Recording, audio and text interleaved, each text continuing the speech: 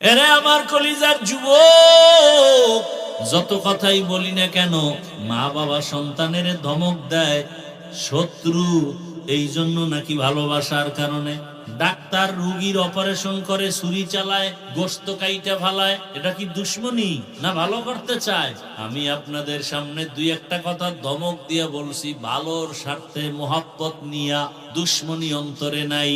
ও আমার যুবক বাবা, যদি বলো পাও দুইটা ধরলে আর দাড়ি কাটবা না, নামাজ ছাড়বা না, মা বাবার সাথে বেয়াদবি করবা না, আমি নিচে নেমে এসে তোমার পায়ে হাত দিয়ে বলবো আর মা বাবারে কষ্ট দিবা না। আল্লাহর কাছে তওবা করো আর আলেমের বিরোধিতা করবা না। মাওলার কাছে তওবা করো আর কোনদিন শিক্ষকের বিরুদ্ধে লাগবা না। মা বাবার সাথে জীবনটা গলায় ছুরি লাগলেও মা বাবার সাথে বেয়াদবি করা যাবে না। গলায় ছুরি লাগলেও শিক্ষকের বিরোধিতা করা যাবে না। গলায় ছুরি আসলেও উলামায়ে কেরামের বিরুদ্ধে যাওয়া যাবে না। এই তিন জায়গার দোয়া যদি নেও, আমি গ্যারান্টি দিয়া বলবো তুমি ডাক্তার হলো সম্মান তোমার পুরো দেশব্যাপী হবে, ইঞ্জিনিয়ার হলো সম্মান, প্রফেসর হলো সম্মান। ও পর্দার আড়ালের আম্মা জান, ও বোনেরা, ও বৃদ্ধ বাবাজি, আল্লাহ তাআলা এত নেয়ামত দান করেছেন, শুকর আদায় করেন। আল্লাহ পাক মুসলমানের ঘরে পাঠাইছেন, মুসলমান হওয়ার পরেও আরো বড় নেয়ামত হলো আখিরি নবীর উম্মত। কোন নবীর উম্মত? আখিরি নবীর উম্মত হইয়া লাভ কি? কিয়ামতের ময়দানে নবী বলেন, আমার উম্মতের আগে অন্য নবীর উম্মতেরা জান্নাতে ঢুকতে পারবে না।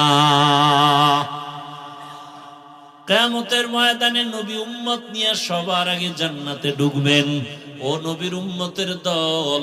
এরপরে আবার দেখেন, মুসলমান হইলাম, নবীর উম্মত হইলাম, এরপর আবার তাকায় দেখেন আল্লাহ তাআলা আমার হাত পা চক্ষু কর্ণ নাসিকা সুন্দর রাখলেন।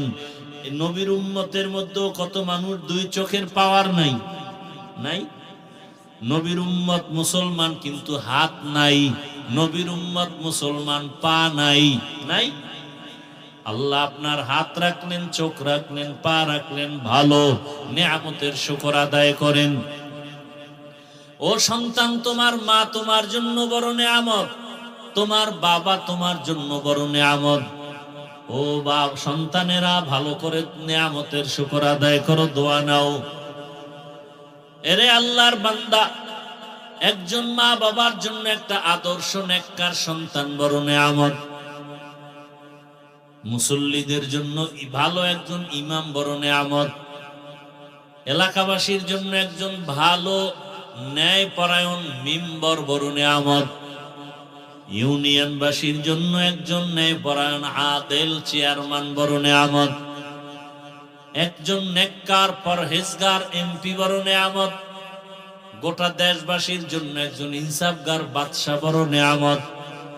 এইভাবে ভাগ ভাগ কইরা হিসাব করলে নেয়ামতের সীমানা নাই।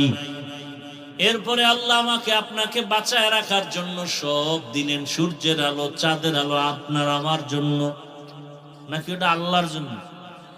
পানি কার জন্য? আমাদের জন্য। আল্লাহ পানি পান করেন? আল্লাহর দেয়া পানি, আল্লাহর দেয়া বাতাস, আল্লাহর দেয়া সূর্যের আলো, চাঁদের আলো, নদীর মাছ, গাছের ফল, জমিনের ফসল কে খাওয়ায়? দেখছেন নি? একই মাটি। এই যে আপনারা বসে আছেন, এই মাটির মধ্যে লেবু গাছ লাগাইবে, আম গাছ লাগায়, কাঁঠাল গাছ, আবার মরিচ গাছ আছে না নাই? মরিচ কি মিষ্টি, আম একই মাটির ফল। দেখছেন নি কারবা? মরিচ বড় ঝাল, লেবু, আম, আল্লাহর কুদরত সব আপনার আমার জন্য। আল্লাহ বলেন শুকর আদায় কর। কয়দিন আর বাঁচবি? চোখের সামনে লাশ আর লাশ, মাটির নিচে লাশ, পানির নিচে লাশ, গাড়ির নিচে লাশ, ঘুমের বিছানায় লাশ। বুড়া হইয়া মরার কোনো গ্যারান্টি নাই। বাবার সামনে সন্তানের বিদায়, সন্তানের সামনে বাবার বিদায়। এরে আমার যুবক, পর্দার আড়ালের মা বোনেরা কয়দিন অন্তরকে বুঝাইতে থাকেন। আপনার মতো কত মা পর্দা করে, স্বামীর মাল হেফাজত করে, নামাজ পড়ে, আছে না নাই? যারা পর্দা করতে পারেন না, যারা স্বামীর মাল হেফাজত করতে পারেন না, যেই মা সন্তানটাকে নেককার বানাইতে পারেন না, যেই মা স্বামীর টাকা দিয়া মার্কেটে মার্কেটে ঘুরে ঘুরে গুনাহ করেন, একবারও চিন্তা করেন মা ঘুমের মধ্যে আজরাইল আসলে কি জবাব দিবেন? এখনো সময় আছে, তওবা করেন।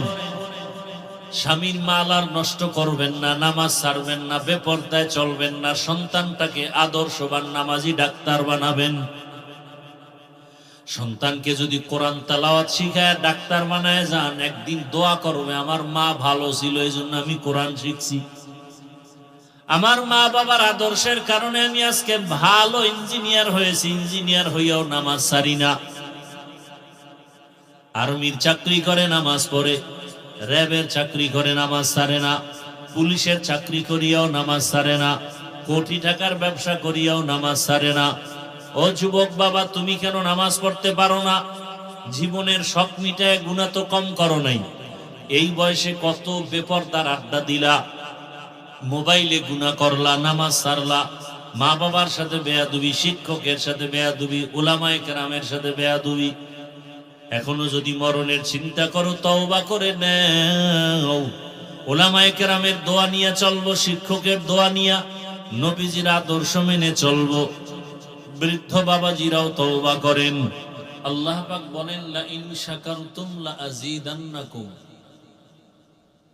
অবশ্যই তোমাদের মধ্যে যারা নেয়ামতের শুকর আদায় করবে, আল্লাহ অবশ্যই নেয়ামতকে বৃদ্ধি করে দিবেন। ওয়ালা ইন কাফারতুম ইন্না আযাবি লাশাদীদ, পক্ষান্তরে যারা আল্লাহর নেয়ামতের সাথে নাফরমানি করবে, আল্লাহ বলেন নিশ্চয়ই আমার আযাব বড় ভয়ঙ্কর।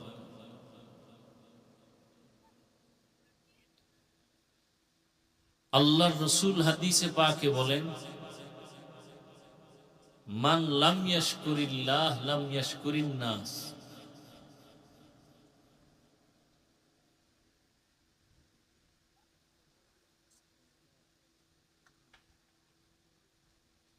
আল্লাহর রাসূল বলেন যে আল্লাহর শুকর আদায় করে না, সে মানুষেরও কৃতজ্ঞতা প্রকাশ করতে পারে না। মান লাম ইয়াশকুরিল্লাহ লাম ইয়াশকুরিন নাস।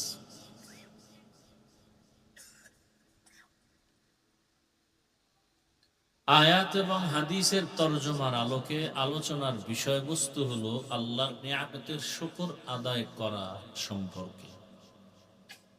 এ বিষয়ে সংক্ষেপ দু চারটি কথা। আল্লাহর নিয়ামত কি এবং তার শুকর আদায় করব কিভাবে।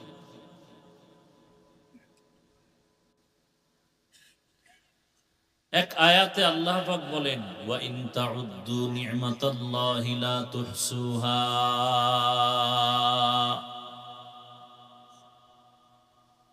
আমার নিয়ামত এত বিস্তর, যদি কেউ গণনা করো তার সীমানায় পৌঁছা সম্ভব।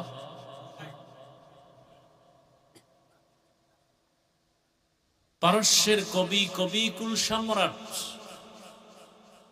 আল্লামা শায়েখ সাদি রহমতুল্লাহ আলাইহি,